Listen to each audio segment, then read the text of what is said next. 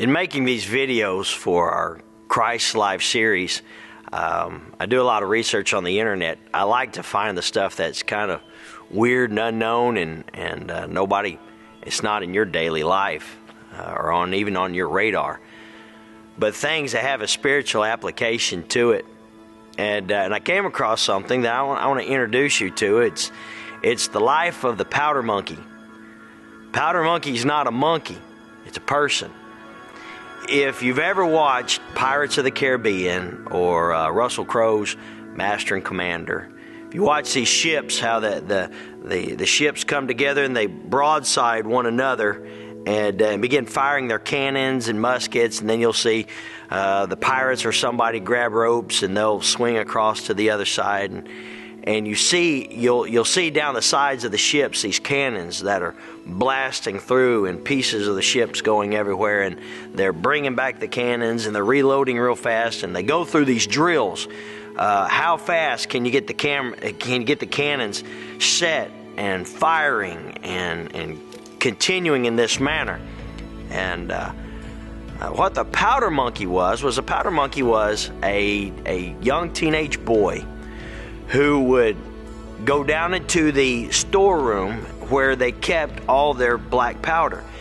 And they had to keep it dry, so it was a very special place in the ship that was sealed, so no moisture could get to it. If black powder was moist, you couldn't use it.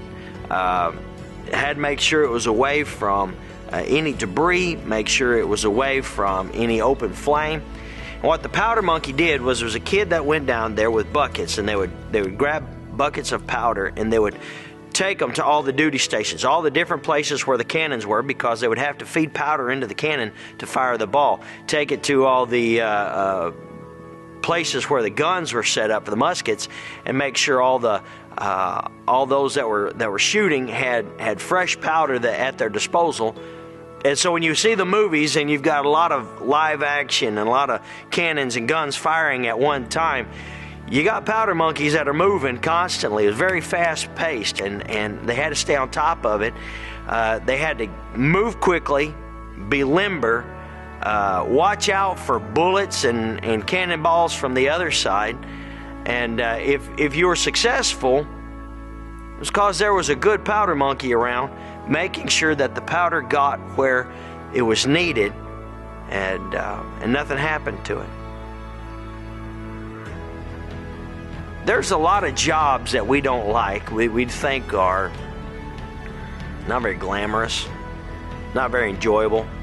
Who wants to be a sanitation worker? That's a nice way of calling a garbage guy. You know, there's a lot of jobs nobody wants. Everybody wants the high prestige, upper class jobs, makes a lot of money, drive fancy cars, have lots of good stuff. But if you take away the garbage man's job, you're in trouble. You take away the plumber's job, you're in trouble. There's a lot of jobs nobody wants, and the powder monkey was one of them. It wasn't glamorous. You weren't sword fighting. You weren't making a name for yourself. It was grunt work.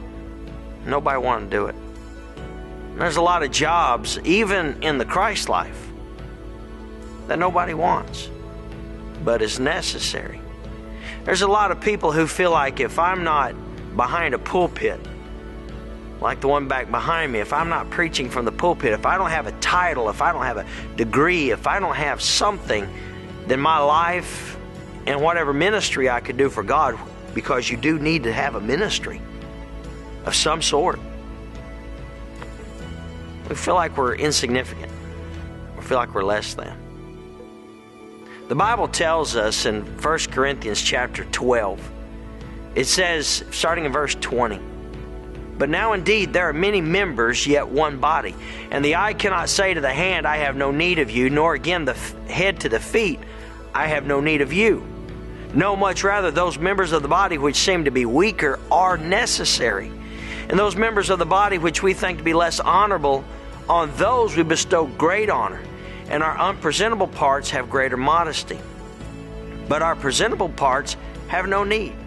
But God composed the body, having given greater honor to that part which lacks it, that there should be no schism in the body, but that the members should have the same care for one another. And if one member suffers, all the members suffer with it. Or if one member is honored, all the members rejoice with it. Your life is important. What you bring to God is important. God created you to do a work that only you could do. And the question is will you do it for Him? We're tempted to take the gifts and the talents God has given us and use it out there in the world to try to gain more money or more honor or more popularity or more fame, or try to be something other than what God created us to be. But God created you to be you. God created you in such a way that you could reach people that I can't. There are people you come in contact with that I never will. You reach those. Just as there are people that I'll come in contact with that you won't. When it comes down to it, who really likes to be a public speaker? That's one of the most terrifying things that people face. One of the highest ranked phobias that people have is speaking in public. That's not something everybody likes to do. It's not something I enjoyed doing. I had to learn to do it. But that's what God called me to. It's not what God called you to. The question is what did God call you to? And before you start looking at yourself and talking down about yourself and start saying, I'm insignificant, I don't matter, I don't have a college degree, I don't have these things, that thing. Remember the men that God called, that Jesus called in His ministry, the men He surrounded Himself with, these disciples that were His entourage, that wherever Jesus went, thousands would flock to Him, but He only had a choice few that He gathered around, that He poured Himself into. And these were, in the book of Acts, it says that the scholarly crowd had the disciples and realized these were untrained men. But they recognized these men had been with Jesus. These men had a knowledge, these men had an ability about them that could only come by being in the presence of Jesus Christ. The Christ life is about walking the steps of Christ, following where He leads, but following it as you. You're not Jesus. You're not Mike Sullivan. You're not Dan the cameraman. You're not anybody else. You're you. And what God needs you to be is you. If it's a powder monkey, you be the powder monkey. You be the best powder monkey that there is. Because they would not have won the battles were it not for boys climbing through, making sure that all the troops had what the troops needed. Whatever you do it as unto God. In your local church, just as here in my own, in your local church, there are jobs that have got to be done. Grass that's got to be mowed, flower beds that have got to be weeded, toilets that have got to be cleaned, floors that have got to be swept, coffee that's got to be made so people can come to church on Sunday morning and have coffee, because everybody knows the Holy Spirit doesn't move until the coffee's perking. What is it you can do? You'd be amazed. There's a lot of things you could do. Whether it's finding out somebody in the community has lost a loved one, whether they go to your church or not, somebody in your community had someone pass away. Go knock on their door and present them with a pecan pie or some fried chicken or something that says, I care about you. God cares about you. And there's a church right down the road that cares about you. As you go about your week this week, quit listening to the lies of the enemy. You are important, and what you do matters. It matters to God, so it needs to matter to you. Don't think of it as a lesser ministry, because in the very end we'll all stand before God and there will have been no lesser ministries. A toe is as important as a finger, as important as a spleen, as important as an earlobe, as important as an eyebrow.